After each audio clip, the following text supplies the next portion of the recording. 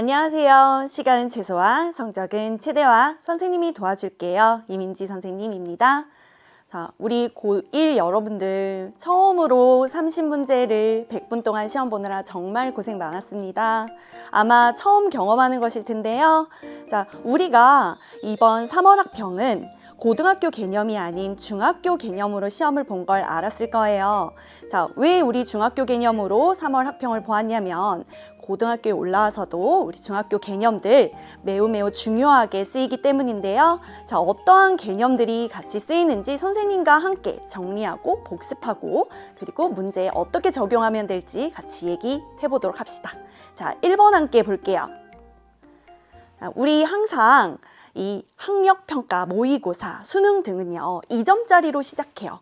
간단한 연산 문제가 대부분 나오는데 보통은 이렇게 유리수 계산 또는 무리수 계산 등이 보통 1번에 나오게 됩니다. 자, 이런 무리수, 즉 근호가 포함된 제곱근 계산 어떻게 하면 될지 그 제곱근 성질을 같이 먼저 알아볼게요. 자, 우리가 배웠던 제곱근의 성질은 어떤 것들이 있었나? 자, 먼저 양수 AB를 가지고 올게요. 자, 그리고 나서 이 AB가 근호 안에 이렇게 루트 AB, 루트 B 있다면 우리는 이걸 어떻게 쓸 수 있다는 걸 알고 있냐면 근호 안에 이렇게 함께 묶어서 곱할 수 있다는 걸 알고 있어요. 자, 그리고 또 많이 쓰이는 성질 중에 하나가 자, 근호 안에 이런 A의 제곱이 있다면 자, 우리는 제곱한 다음에 제곱근을 했을 땐 자기 자신 A 그대로 이렇게 나오게 되는데 이때는 A가 양수일 때예요. 자, 만약에 A에 이렇게 마이너스가 붙어서 음수 제곱의 제곱근 이렇게 된다면 어떻게 됐었죠? 그렇죠. 항상 제곱하고 나면 무조건 일단 양수로 바뀌기 때문에 이렇게 A 양수로 나오게 됩니다. 자, 이걸 우리가 한꺼번에 뭐라고 얘기를 했었냐면 자, 결국엔 어떠한 수의 제곱에 제곱근 하고 나면 그러면 A가 양수로 나온다. 우린 그걸 절대값으로 나온다. 이렇게 얘기를 했어요. 자, 이 1번과 2번의 두 가지 성질을 이용하면 우리 어떤 얘기를 할 수 있냐면 결국 우리 1번에서도 사용하는 성질인데 자, 이렇게 루트 안에 A 제곱도 있고 B도 있어요. 그러면 우리 근호 이렇게 둘로 분리할 수 있다. 자, 그리고 심지어 이 제곱 루트는 A가 밖으로 나올 수 있네 라는 걸 알 수 있죠. 자, 그래서 우리가 보통은 루트 안에 제곱이 있으면 이렇게 루트 밖으로 나올 수 있다 라고 얘기를 하죠. 자, 이 성질을 이용해서 한번 1번 풀어볼까요? 자, 1번은 지금 근호가 분리되어 있어요. 우리는 그 근호를 하나로 묶어보겠습니다. 그러면 3분의 20 곱하기 5분의 6이 되어서 자, 근호 안에서 서로 계산을 해주고 나면 남은 것은 뭐예요? 그렇죠. 근호 안에 4와 2가 있는데 자, 4는 무엇의 제곱이죠? 그렇죠. 2의 제곱이에요. 그래서 근호 안에 제곱이 있으면 어떻게 된다? 얘가 밖으로 나올 수 있다라는 특징을 이용해서 2가 밖으로 하나 나오네. 결국 2루트 2가 되겠구나 라는 걸 알 수 있죠. 그래서 1번의 답은 2루트 2가 됩니다. 자, 그러면 우리 2번으로 가볼까요?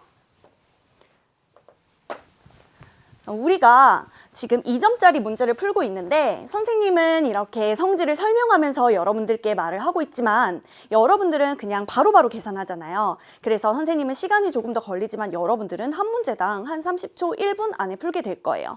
그래서 실제로 우리 1페이지의 문제, 4문제를 푸는 동안은 거의 한 2분, 3분? 좀 더 늦어져도 5분 안에는 푸는 것이 맞습니다.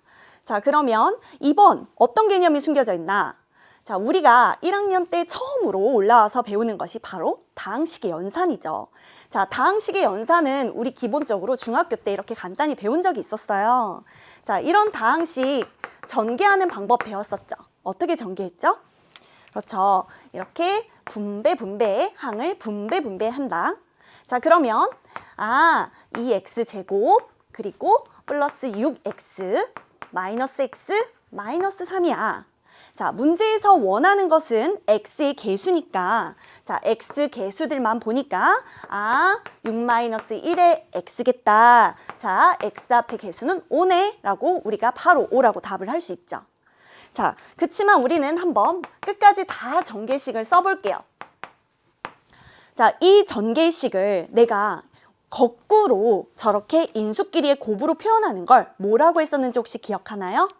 네, 맞아요. 자, 이렇게 거꾸로 인수들의 곱으로 표현하는 걸 인수분해라고 표현을 하죠. 그래서 우리 고등학교 1학년 처음 올라와서 여러분들이 하고 있는 것도 이렇게 곱셈 공식, 인수분해 공식 등에 대해서 배우고 있을 거예요. 그래서 다항식의 연산, 우리 고등학교 내내 매우 많이 쓰이는 개념이니까 잘 정리해둘 필요가 있겠죠. 자, 3번으로 가볼게요. 자, 3번 또한 간단한 연산 문제인데, 자, 3번을 순간적으로 흠칫했던 친구들이 있다면 특수각에 대한 삼각비를 잠시 잊은 것이 아닐까 싶습니다. 자, 특수각에 대한 삼각비 어떠했는지 한번 얘기를 선생님과 해볼게요.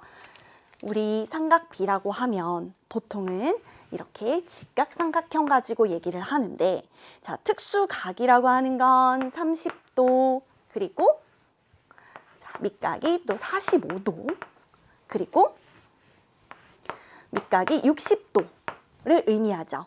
자, 그래서 여기가 30도면 여기 남은 각이 60도이기 때문에 결국 이것은 이렇게 세웠을 때 이 두 삼각형이 바로 같다는 걸 알 수 있죠. 그래서 우리가 보통 이 특수각의 삼각형은, 자, 특수각을 갖는 삼각형은 몇 대 몇의 길이의 비를 갖는다라는 걸 알고 있죠? 1대 2대 루트 3. 그럼 이걸 이렇게 바로 세워도 역시나 1대 2대 루트 3.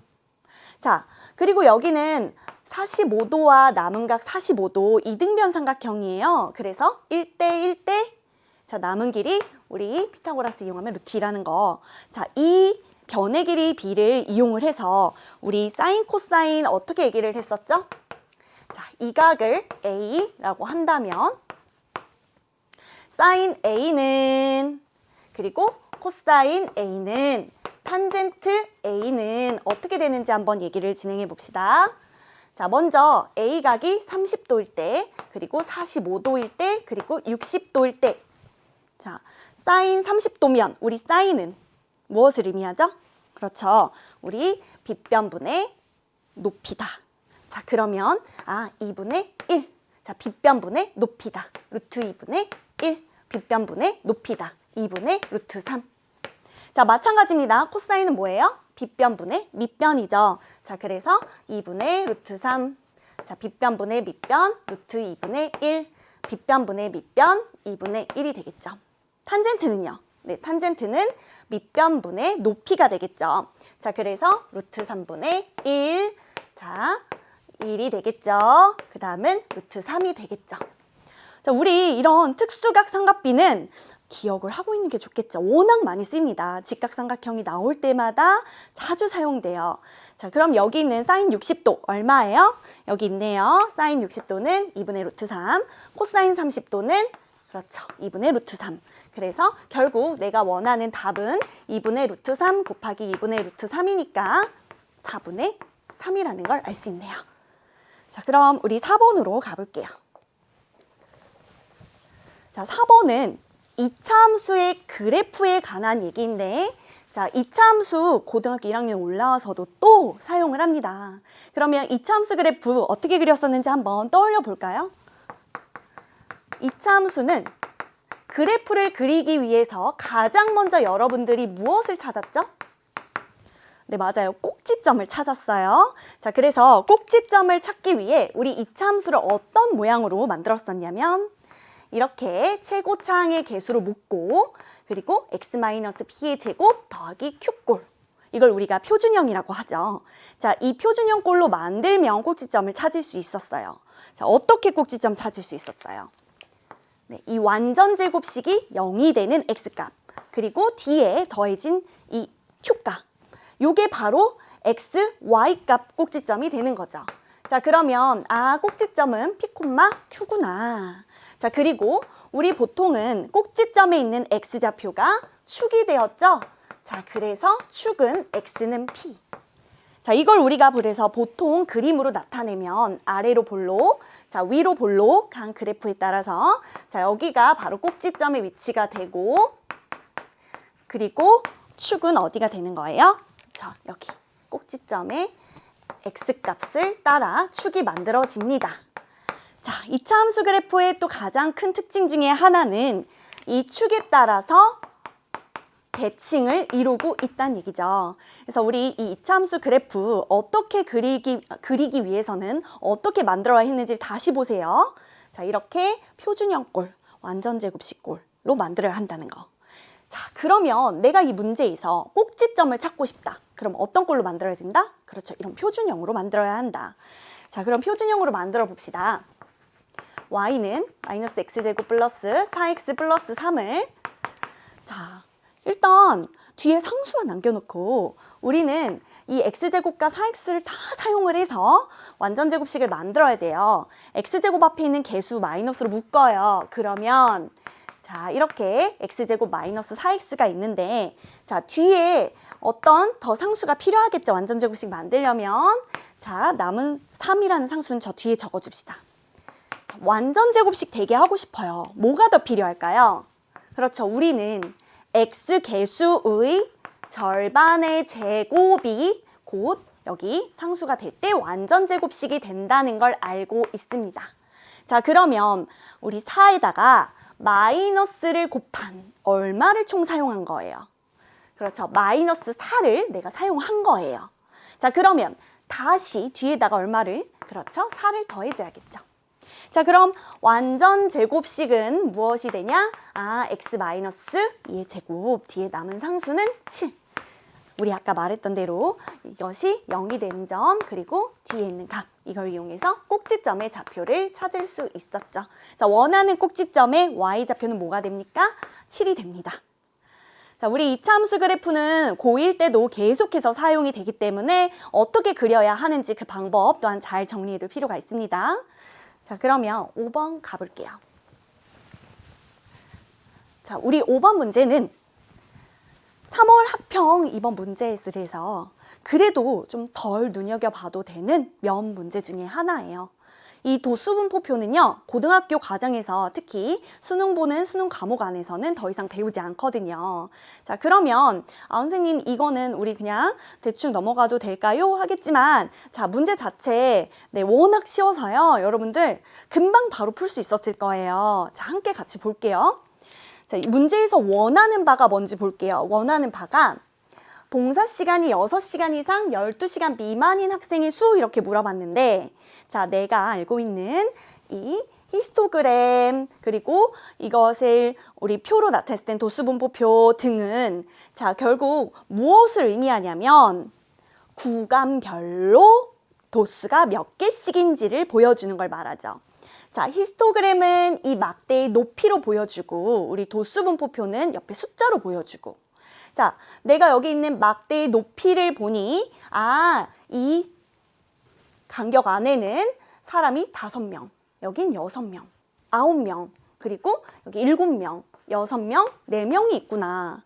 자, 우리가 보통은 이 간격을 뭐라고 얘기하냐면 6에서 9 사이를 6 이상 9 미만인 경우라고 얘기해요. 그때는 6명. 자, 마찬가지로 이 간격을 9 이상 그리고 12 미만일 때는 9명 이렇게 얘기를 합니다. 자, 그럼 우리가 원하는 건 6 이상 12 미만인 그때의 사람 수예요. 자, 그럼 뭐라고 얘기하면 되겠어요? 네, 총 합해서 15명이라고 얘기하면 되겠네요. 네, 어렵지 않죠? 이렇게 히스토그램으로 나와도 도수분포표로 나와도 여러분들 이런 명수 구하는 것은 도수 구하는 것은 어렵지 않게 할 수 있을 거예요. 자, 그럼 6번으로 갈게요. 자, 우리가 가장 많은 문제를 차지하는 부분이 바로 기하 파트거든요. 자, 도형 파트, 여러분들이 좀 두려워하는 파트기도 하죠. 자, 그 시작이 됐네요. 자, 6번은 삼각형의 외심에 대한 얘기예요.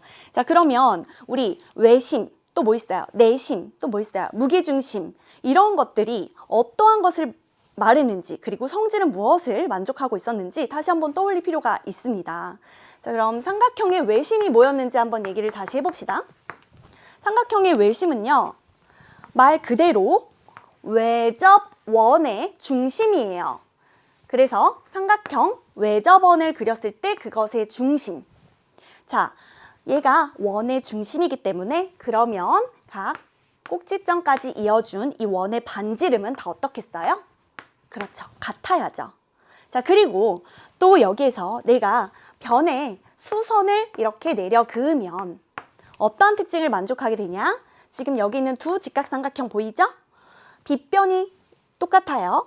높이는 일치해요. 자, 우리 직각삼각형이 빗변 길이 같고 높이 같을 때 그때 합동이다라고 얘기를 하죠. 자, 그러면 나머지 여기 있는 밑변도 같겠죠. 마찬가지 이유로 옆에 있는 변도 같을 거고 이 변도 같을 거고. 자, 그러면 이 연두색 이 수직선은 이등분선이기도 해서 이걸 뭐라고 얘기하냐면 이 변의 수직 이등분선이라고 얘기를 하죠. 그래서 결국 외심은 수직 이등분선, 수직 이등분선, 수직 이등분선의 교점이다 라고 얘기를 하기도 합니다.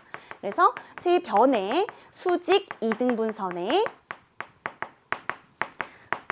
교점이다.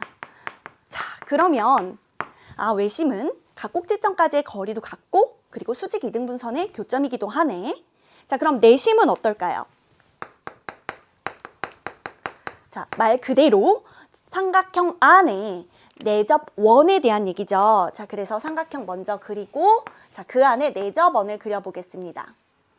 자, 그러면 이 내접원의 반지름의 길이는 다 일치하니까 자, 이 길이 모든 반지름의 길이는 같아야 하고. 자, 그리고 여기에서 우리 꼭지점까지 이 내심에서 연결을 해볼까요? 자, 그러고 나면 여기도 지금 직각삼각형 두 개가 보이는데 이 둘이 어때요? 빗변 똑같고 높이 똑같아요. 그럼 합동이죠. 자, 두 합동인 직각삼각형의 이 두 각은 같을 거 아니에요. 자, 마찬가지로 이 둘도 합동이니까 여기 각 같겠죠. 여기도 합동이니까 각 같겠죠. 자, 그러면 각의 이등분선의 교점 아니에요? 자, 그래서 내심은요, 세 내각의 이등분선의 교점이다 라고도 얘기를 합니다. 자, 그래서 우리 내심은요, 내접원의 중심이기도 하지만 세 내각의 이등분선의 교점이기도 하다. 이렇게 우리가 알고 있으면 좋겠어요. 자, 우리 무게중심도 한번 얘기를 꺼내볼까요? 자, 무게중심은 어떻게 그렸죠? 네, 무게중심은요, 삼각형이 있으면 중선이라는 걸 그었는데 중선은 마주보는 변을 이등분한 선이에요. 자, 그래서 이렇게 여기 중점까지 연결한 선, 중선들의 교점을 바로 무게중심이라고 합니다. 자, 그래서 무게중심 자체는 세 중선의 교점이다. 근데 어떤 특징도 가지고 있다는 걸 여러분들이 같이 알아두면 좋으냐면 우리 이건 잘 기억할 거예요. 이 중선은 무게중심에 의해 몇 대 몇으로 내분된다? 네, 2대 1로 내분된다 라는 특징까지 같이 기억을 해두면 좋을 것 같습니다.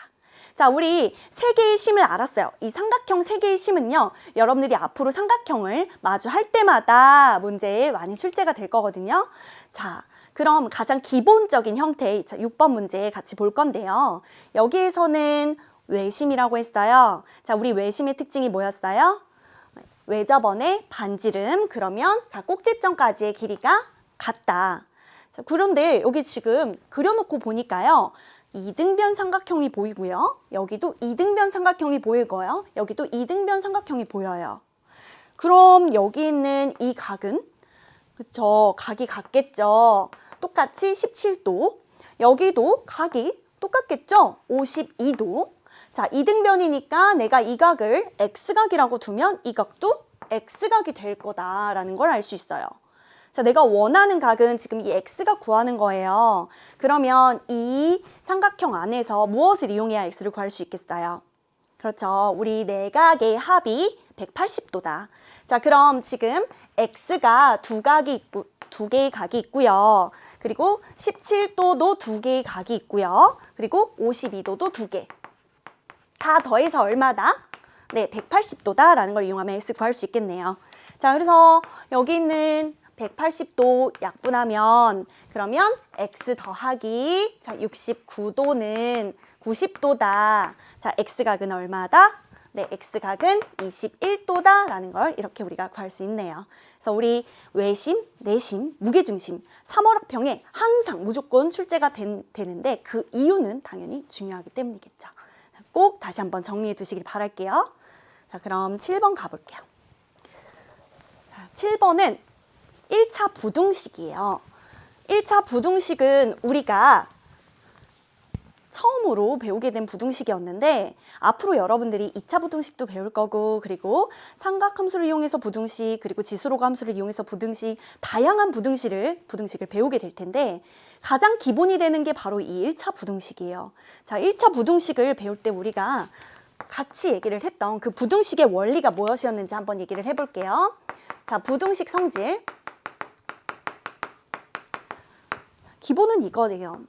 만약에 A보다 B가 더 크다라고 했다면 내가 A와 B에 똑같은 실수 C를 더했을 때 부등호는 변함이 없을까? 네, 변함이 없죠. 자, 마찬가지로 내가 똑같은 실수 C를 뺐을 때도 부등호가 변함이 없죠. 자, 그러면 네, A가 B보다 클 때 이번엔 C를 곱해 볼게요. 자, 곱할 때는 조심해야죠. 양수 C를 곱하냐, 음수 C를 곱하느냐에 따라 달라지니까요. 자, 양수 C를 곱했을 때는 어떻게 됐죠? 자, C를 곱한 AC랑 BC랑 비교를 하면 자, 우리 양수 C를 곱했을 때는 부등호가 변함이 없죠. 근데 음수 C를 곱했을 때는 어때요? 그쵸? 바뀝니다. 자, 그래서 양수 C를 했을 때는 그대로 음수 C를 곱했을 때는 부등호가 바뀐다. 자, 이건 우리가 나누었을 때도 마찬가지 얘기죠. 그래서 결국 C분의 A, C분의 B의 부등식도 자, 양수 C로 나누면 그대로인데 음수 C로 나누면 부등호가 바뀐다라는 걸 기억을 해두어야 우리가 앞으로 1차 부등식 말고도 다른 부등식을 풀 때 사용을 할 수 있습니다. 자, 1차 부등식 함께 풀어볼게요. 자, 우리가 기본 형태는 방정식과 마찬가지예요. 자, 좌변에는 x끼리, 우변에는 상수끼리. 자, 좌변에는 x끼리. 그래서 여기 x만 남겨두겠습니다. 자, 그리고 다 우변으로 넘길 거예요. 자, 그러면 2분의 x 빼기 x만 남기고 자, 우변으로 넘겨요. 그 얘기는 마이너스 2분의 5를 하겠다라는 얘기인데 마이너스 2분의 5를 하는 동안 부등호 변함이 없죠. 무언가 더하고 뺄 때는 부등호 변함이 없습니다. 자, 여기 있는 좌변을 보세요. 계산하면 이렇게 되는데 내가 원하는 좌변은 뭐가 있길 원해요? 네, x만 있길 원하거든요. 그럼 양변에 무엇을 곱해야 할까요? 네, 양변에 마이너스 2를 곱하면 되겠네요. 자, 마이너스 2를 양변에 곱할 때 조심해야죠. 부등호가 그렇죠. 변합니다. 바뀌어요. 자, 그럼 x만 남고요. 부등호 변해서 자, 우변은 어떻게 되냐? 마이너스 2a 플러스 5가 되는데 자, 이게 바로 저 부등식을 푼 해예요. 해. 저 부등식을 만족하는 x범위 해. 그것이 뭐라고 주어졌어요? x가 4 이상이다. 자, 그러면 지금 구한 여기 있는 이 마이너스 2a 더하기 5가 4란 얘기. 그러면 마이너스 2a 더하기 5가 4가 되기 위해선 a가 얼마여야 하는가? a는 2분의 1이어야 한다. 이렇게 얻을 수 있네요. 그래서 우리 부등식 기본적인 이 성질들 원리들은 다시 한번 복습을 해보시길 바랄게요. 자, 그다음 우리 8번으로 갈게요. 자, 8번은 입체 도형에 관련된 문제였는데 입체 도형 앞으로 여러분들이 이제 고등학교 과정에서 기하라는 과목을 배울 때 공간 도형을 배우거든요. 그때 다시 한번 이런 입체 도형을 보게 됩니다. 자, 그때를 위해서 이 입체 도형의 부피와 그리고 건널비 구하는 방법 정도는 기억을 하는 게 좋겠죠. 자, 우리 기본적으로 여기 있는 것처럼 기둥과 뿔이 있는데요. 자, 만약에 내가 기둥들의 부피를 구하고 싶다라고 하면 어떻게 하면 됐죠? 네, 이렇게 원 기둥이든 아니면 각 기둥이든 자, 결국에는 이 기둥들의 부피는 우리 밑면의 넓이가 일단 필요했죠. 그걸 S라고 합시다. 그리고 높이도 필요했죠. 그걸 h라고 합시다. 그럼 부피 어떻게 나타내죠? 그렇죠. 이때는 부피를 우리 밑넓이 곱하기 높이 이렇게 얘기를 했습니다. 자, 그럼 이번에는 기둥 말고 뿔을 얘기해 볼게요. 뿔은 원뿔, 이런 각뿔 이런 것들을 얘기할 텐데, 자, 원뿔이든 그리고 이런 각뿔이든 마찬가지로 뭐가 먼저 필요하냐면 요 밑넓이가 먼저 필요해요. 자, 그걸 우리가 S라고 하고, 자, 그리고 또 역시나 높이 얘를 H라고 한다면, 그러면 뿔의 부피는 뭐가 달라지죠? 저 기둥들하고 저 밑면의 넓이에 높이 곱하는 건 똑같은데 뭐가 더? 네, 3분의 1이 더 곱해지죠. 자, 이렇게 우리 뿔의 부피를 구할 땐 3분의 1이 곱해진다는 거 같이 알아둘 필요가 있겠죠? 자, 이 내용을 가지고 한번 지금 문제에서 원하는 내용을 볼게요. 자, 문제에서 원하는 내용이 지금 이 뿔과 기둥 두 개의 부피가 같대요. 자, 부피를 구해서 같다고 놔줘볼까요? 그럼 지금 왼쪽은 밑면의 넓이 뭐가 되겠어요? 그렇죠. 3제곱 파이, 9파이고요. 그리고 높이 8입니다. 뿔이에요. 뭘 곱해야 돼요? 그렇죠. 3분의 1을 곱해야죠. 마찬가지로 자, 기둥이에요. 기둥 역시 밑면의 넓이 얼마예요? 2제곱 파이, 4파이. 자, 그런데 뭘 몰라요? 네, 높이를 몰라요. 그래서 우리 높이를 h라고 합시다. 자, 이 둘이 같다라는 건데, 자, 둘을 같다라고 놔주면 그러면 결국 지금 보니까 3 약분되고 4 약분되고 그리고 파이 약분돼서 자, h는 뭐다? 네, 6이다 라는 것을 얻을 수 있네요. 자, 근데 문제에서 원한 건 이 h값이 아니라 뭐였어요? 네, 이 원기둥의 건널비를 구해달라고 했거든요. 자, 원기둥의 건널비는 어떻게 구했죠? 그걸 좀 다시 한번 확인해 볼까요?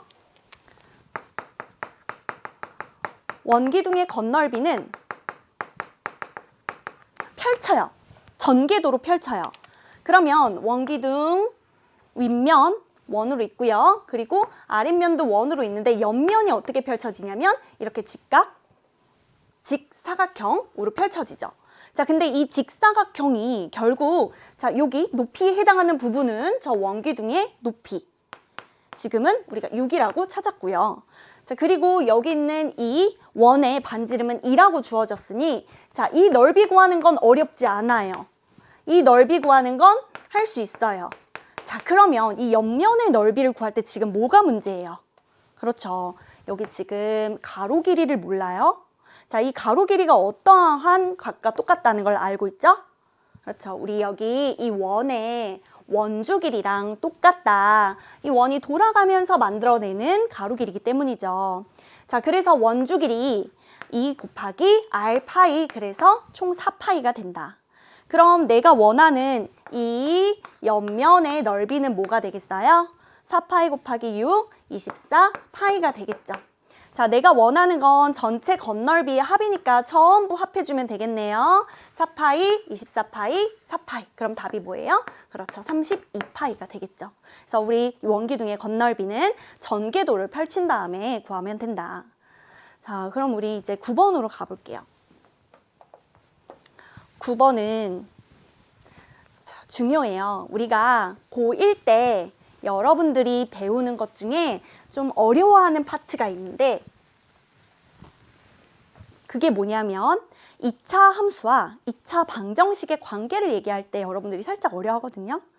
우리가 사실 1차 함수 그리고 1차 방정식의 관계를 얘기할 때 이런 식으로 문제를 풀어봤었어요. 즉 무슨 얘기냐? 여기 방정식을 그래프로 나타내 본 적이 있어요. 우리 이 1차 방정식의 그래프와 1차 방정식 자체 어떤 차이가 있죠? 그렇죠? 그래프로 나타낸다는 건 지금 여기서는 직선으로 나타낸다는 거죠. 그리고 이걸 식으로 나타낸다는 건 1차 방정식으로 나타낸다는 거고요. 그래서 우리가 만약에 지금 여기처럼 그래프의 교점을 물어봤다. 그러면 두 직선의 교점을 물어봤다라고 하면 우리는 어떻게 해결을 했었냐면 이 직선 그래프의 교점을 물어본다면 두 1차 방정식을 동시에 만족하는 점, 그러니까 동시에 만족하는 해, 연립 1차 방정식의 해를 구하는 방법으로 해결을 했었어요.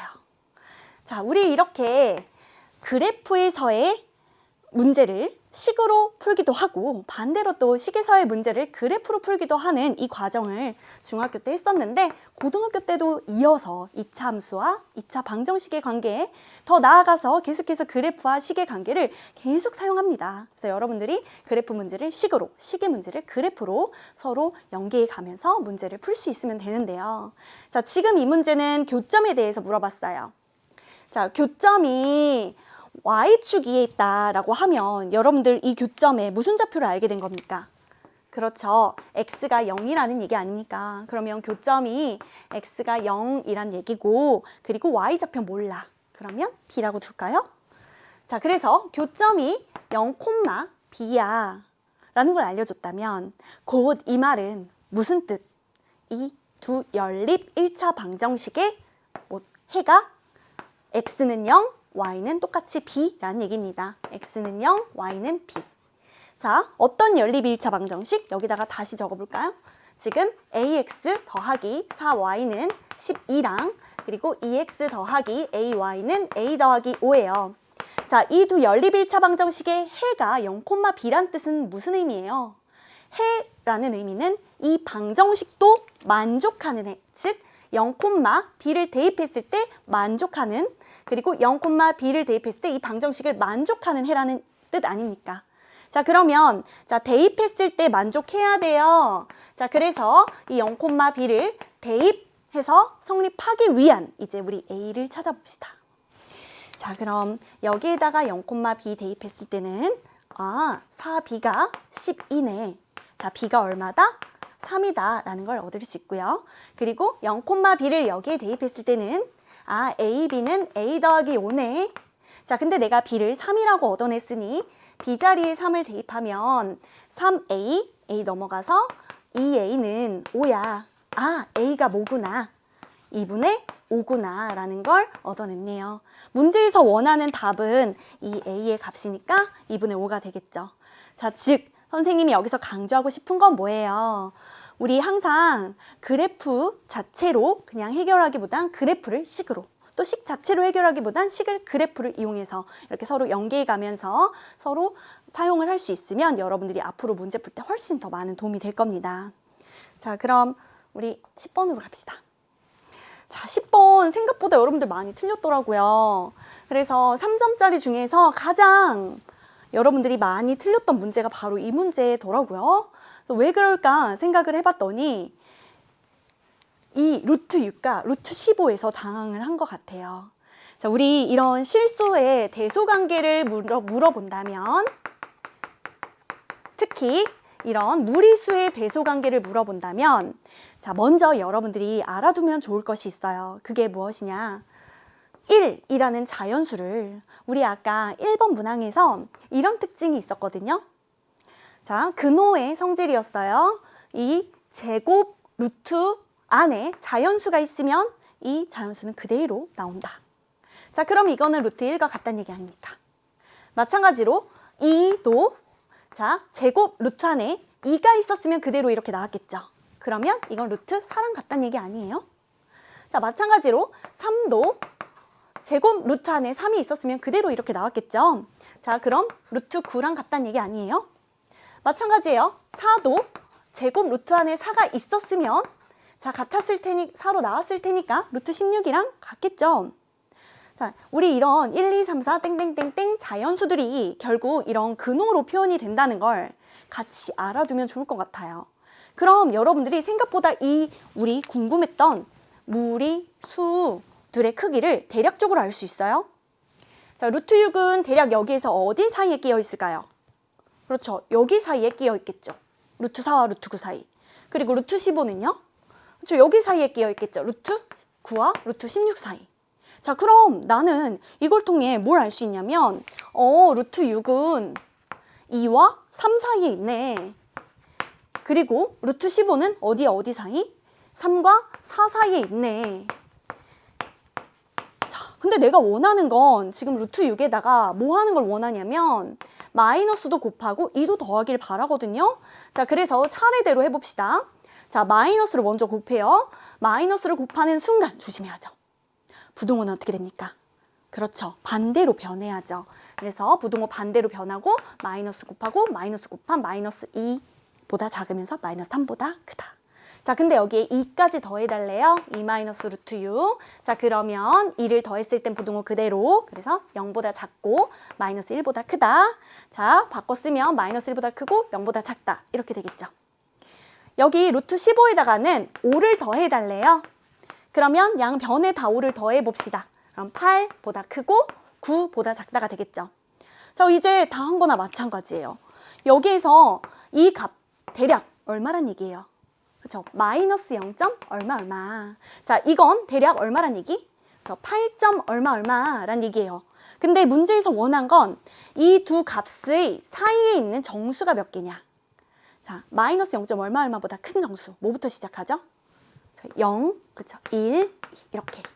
8. 얼마보다 작은 거? 8까지 있겠죠. 그러면 이 사이에는 정수 총 몇 개입니까? 0부터 8까지. 그렇죠? 9개가 되겠죠? 그래서 답은 9개다. 여러분들이 이걸 어려워했던 이유는 바로 이런 자연수를 근호로 표현했을 때 이 1, 루트 1, 루트 4, 루트 9, 루트 16 등이 된다라는 걸 이용을 못했기 때문이 아닐까. 자, 여기에서 더불어 여러분들이 같이 알아두면 좋을 만한 팁은 우리 제일 많이 나오는 제곱근이 루트 2랑 루트 3이거든요. 근데 루트 2가 대략 1.414 땡땡땡 이렇게 돼요. 루트 3은 대략 1.732 땡땡땡 이렇게 돼요. 이 정도는 알아두면 나중에 이런 대소관계를 판단할 때 조금 더 편리하게 사용할 수 있습니다. 자, 그럼 우리 11번으로 가봅시다. 자, 11번은 자, 여러분들이 아마 가장 쉽게 푼 문제 중에 하나가 또 아닐까 싶긴 한데 직각삼각형 얘기 나오면 무슨 정리가 제일 먼저 떠올라요? 그렇죠. 피타고라스. 자, 너무너무 반가운 피타고라스. 자, 반갑다는 얘기는 여러분들이 잘 기억하고 있다는 얘기고 사실 그만큼 많이 쓰이기 때문이거든요.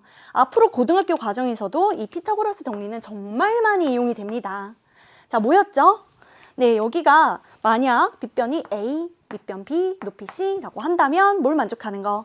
그렇죠. 빗변의 제곱이 밑변 제곱, 높이 제곱이 된다는 것이 바로 피타고라스 정리.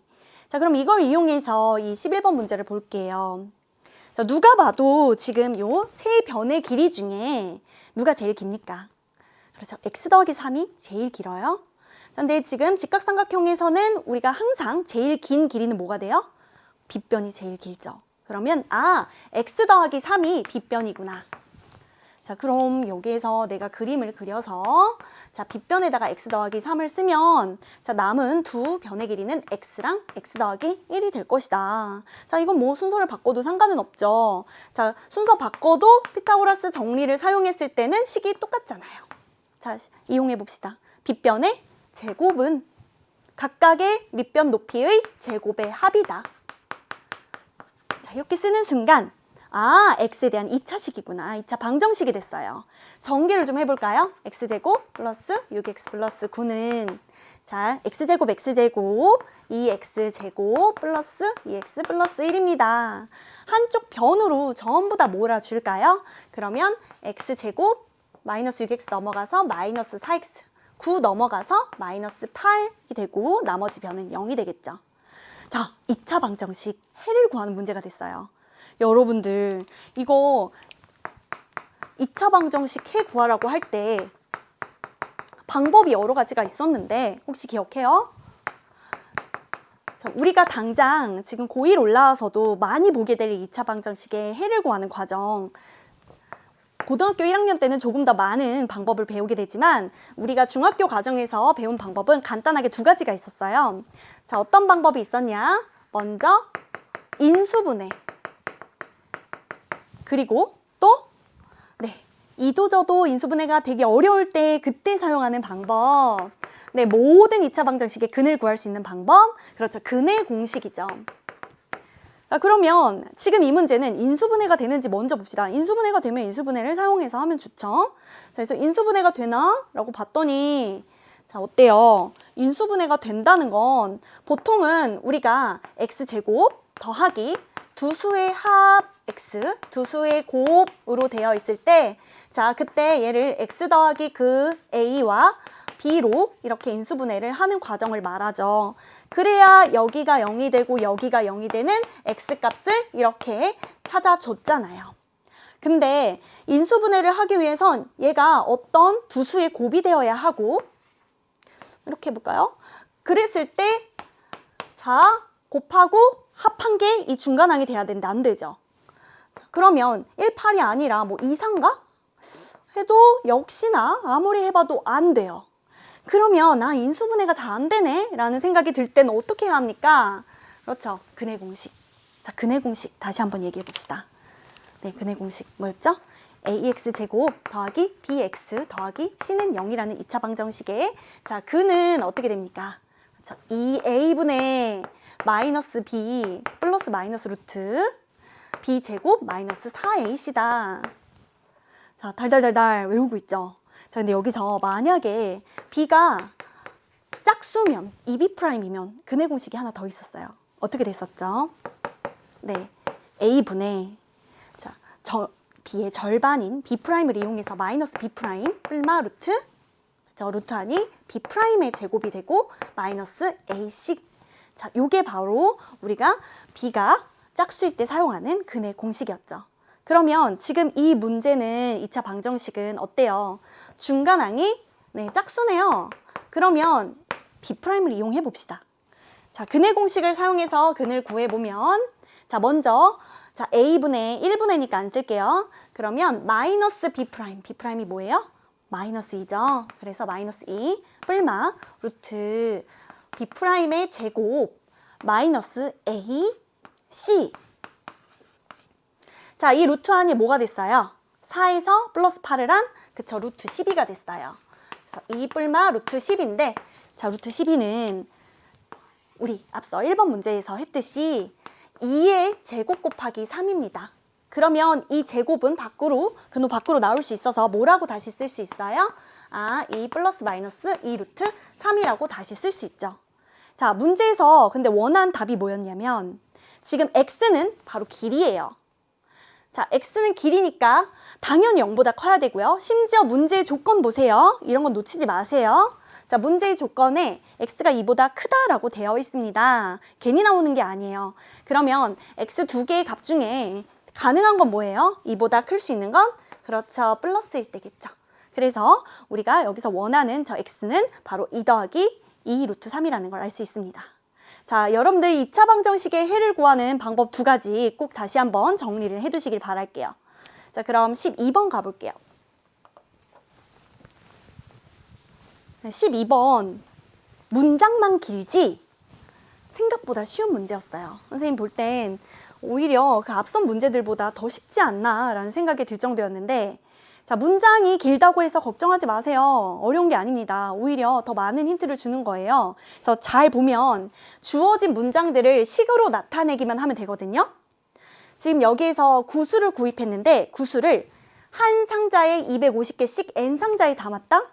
자, 여기에서 그럼 내가 원하는 자, 총 구술의 수는 자, 먼저 250개씩 n 상자에 담았으니까 이만큼 일단 구술이 쓰였고요. 그리고 그럼에도 불구하고 50개의 구술이 또 남았대요. 그러면 여기 50개만큼 더 있다는 얘기. 자, 그런데 다른 방법으로 또 담아봤대요. 어떻게 담았냐면 한 상자에 200개씩 n 플러스 1상자. 그러면 200개씩 n 플러스 1상자 이만큼 구술을 사용했고 자, 근데 얼마나 남았다? 100개 구술이 남았다. 그러면 더하기 100개만큼 더 있다는 얘기. 자, 그럼 이 둘이 같아야 하잖아요. 총 구술의 수는. 자, 이렇게 써놓고 보니까 어때요? 자, 이 식은 결국 n에 대한 1차 방정식 아닙니까? 자, 여기에서 이 부분을 분배 해보세요. 그러면 200n 더하기 200인데 자, 100까지 더해주면 300. 자, n의 1차 항으로 이루어진 1차 방정식. 자, 이걸 우리가 풀어야 된다라고 하면 보통 어떻게 해요? n은 n끼리 한쪽 변으로, 그리고 상수는 상수끼리 나머지 변으로 몰아주면 되겠죠. 자, n은 n끼리 왼쪽 변으로, 그러면 250n에서 200n 빼주면 50n이 남고요. 자, 300에서 50 빼주면 250 남네요. 자, 그럼 여기서 우리 n을 구할 수 있네요. n이 얼마다? 5다. 자, 근데 문제에서 물어본 건 n이 아니거든요. 문제에서 물어본 건 총 구슬의 개수예요. 자, 그럼 여기에서 총 구슬의 개수 이걸 찾기 위해선 내가 알고 있는 이 n을 어떻게 하면 될까요? 그렇죠. 여기에 대입하기만 하면 되겠죠. 그래서 원하는 총 구슬의 개수는 250 곱하기 n에 5를 대입한 5개의 상자, 그러고도 50개가 남았어. 요거겠네요. 자, 그럼 여기 앞에 있는 250 곱하기 5가 1250이 되니까 50 더하면 총 구슬의 수는 300개다라는 것을 알 수 있죠. 우리 이렇게 문장이 길다고 해서 걱정하지 마세요. 오히려 이런 문제일수록 더 쉬운 문제일 수 있습니다. 식으로 나타내기만 하면 금방 풀 수 있어요. 자, 그럼 우리 13번 가볼게요. 13번은 2차 방정식의 해에 관한 얘기네요. 자, 우리 앞서서 얘기를 했었죠. 2차 방정식의 해를 구하는 방법은 두 가지가 있었죠. 인수분해랑 근해공식. 자, 그런데 이 둘 통해서 방정식에서 해를 각각 구해봤더니 공통인 해를 가졌다라는 얘기는 무슨 뜻이에요? 아, 자, 이 방정식을 풀어도 A라는 해가 나왔고 이 방정식을 풀어도 A라는 해가 나와서 자, 공통인 해가 있더라라는 얘기 아니에요? 자, 이 해의 의미는 결국 이 방정식의 x값에 이 방정식의 x값에 대입해도 다 이 방정식을 만족해라는 뜻 아닙니까? 자, 그러면 두 방정식을 다 만족할 수 있는 공통해가 뭐가 있을까? 이제 그걸 우리가 같이 생각해 봐야 되는데 지금 왼쪽에 있는 방정식은 완벽하게 지금 개수들이 다 있어요. 그럼 우리 근 구할 수 있죠. 어떻게? 우리 아까 말했던 대로 지금 여기 있는 x제곱 마이너스 x 마이너스 2는 0은 인수분해 또는 근해 공식으로 다 구할 수 있어요. 자, 지금 이 문제는 어떤 방법이 좋겠어요? 그렇죠. 얘가 지금 바로 인수분해가 돼요. 인수분해 한번 해볼까요? 어떻게 인수분해할 수 있을까? 여기 곱으로 되어 있네요. 자, 1과 마이너스 2의 곱으로, 그리고 x. 자, 둘을 곱했을 때 더해주면 마이너스 x가 됩니다. 자, 그러면 x 플러스 1과 x 마이너스 2로 인수분해가 되겠다. 즉, 인수분해하고 나면 이렇게 되겠네. 자, 여기에서 우리가 해를 구하는 방법은 자, 이 인수가 0이 되거나 이 인수가 0이 되는 x값. 그럼 뭐예요? x는 마이너스 1 또는 2가 되겠죠. 자, 우리 둘을 동시에 만족하는 공통해가 있다면서요. 근데 어떤 게 공통해가 될지 모르겠는 거예요. 그러면 어떻게 봐야 돼요? 그렇죠. 얘가 공통해가 될 수도 있고 얘가 공통해가 될 수도 있으니 경우를 나눠봐야 되는 겁니다. 자, 그래서 x는 마이너스 1이 공통해일 때, 그리고 또 x가 2가 공통해일 때로 나누어 봅시다. 자, 공통해라는 뜻은 이 해가 지금 왼쪽 방정식을 만족하는 것뿐만 아니라 오른쪽 방정식도 만족한다라는 뜻이니까 자, 이것은 우리 오른쪽 방정식에 역시나 대입했을 때 만족해야 하는 거 아니겠어요? 자, 그러면 여기에 대입했을 때 만족해야 되고 만약에 x가 2가 공통해라면 또 역시나 이 방정식에 대입했을 때 만족해야겠죠. 자, 그때의 한번 문제에서 원하는 k를 구해봅시다. 자, 대입을 해볼까요? 그러면 2에 마이너스 1의 제곱 더하기 자, k에 마이너스 1 곱했어요. 마이너스 k, 마이너스 6은 0입니다. 자, 그러면 이거는 우리 2가 되고요. 자, 마이너스 k를 우측으로 넘겨줍시다. 그러면 k는 어떻게 됩니까? 마이너스 4가 되네요. 자, 여기에서 우리 k값 하나를 얻었는데 자, 그럼 아래에서 또 역시나 대입하면 또 다른 k가 나올 수도 있는지 봅시다. 자, x는 2를 대입했어요. 그럼 x에다 2 대입하면 2 곱하기 2의 제곱 8이 되겠죠? 2k 마이너스 6은 0. 자, 그러면 2k만 남겨주고 상수들은 다 뒤로 넘겨요. 8에서 6 빼요 2죠? 넘기면 마이너스 2죠. 자, 그럼 k는 얼마? 마이너스 1이네요. 자, 이렇게 나온 k, 역시 다른 k가 나왔어요. 그런 이 k가 여러 가지 값이 나왔으니 그래서 문제에서 물어본 값이 뭔 거예요? 그 모든 K들의 합을 물어본 거예요. 자, 합을 물어봤을 땐 보통 하나가 아니니까 여러 개니까 합을 물어봤겠죠. 그래서 K가 하나가 아니겠거니 이렇게 생각하고 케이스를 나눠볼 고민도 한번 해보는 게 좋습니다. 자, 그래서 이 문제의 답은 둘을 합한 마이너스 5가 되겠네요. 자, 우리 2차 방정식의 해를 구하는 과정 지금 계속해서 문제에 나오고 있거든요. 또 문제 나와요. 2차 방정식의 해를 구하는 과정이 인수분해도 있고 근해 공식도 있다는 걸 다시 한번 꼭 상기를 시키길 바랄게요. 자, 1강의 마지막 문제 14번을 함께 볼게요. 지금 14번은 반비례 관계에 관한 문제인데 이 반비례 관계가 고등학교 1학년 뒷부분에 가면 유리함수라는 것으로 우리 다시 배우게 돼요.